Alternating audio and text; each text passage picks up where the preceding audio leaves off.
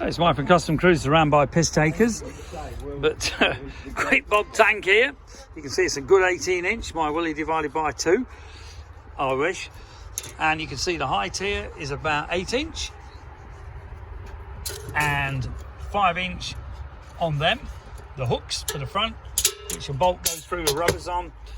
And the width at the back, we are looking 9-inch and goddamn Japs, 14-inch across there. Screwing caps, which means you can use the push-ups.